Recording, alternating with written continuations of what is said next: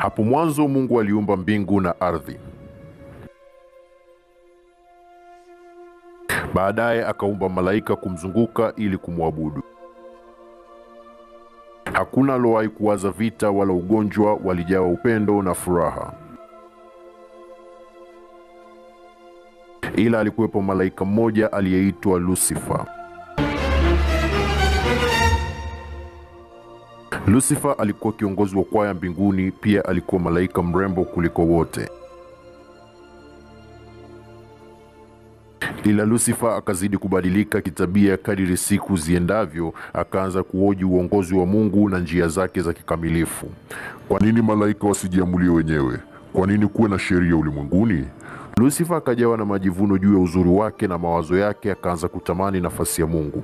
Lucifer alisema kuwa Mungu hakuwa fair. Malaika wengi waliokuwa karibu na Lucifer walianza kumfuata. Mungu alijaribu kuonesha malaika wake njia iliyo sahihi, ila maneno ya Lucifer yaliwakaa zaidi.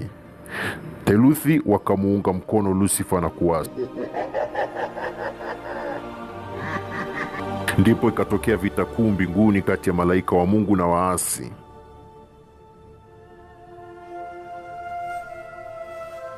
Waliposhindwa vita ile, Lucifer na malaika wake walitupwa kutoka mbinguni.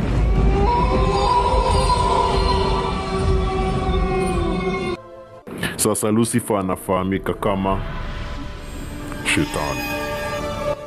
Baada ya Shetani kutambua kuwa hatorudi tena mbinguni, basi anafanya awezavyo kupitia kila mbinu ili yeyote amchaye Mungu ashindwe kuingia mbinguni.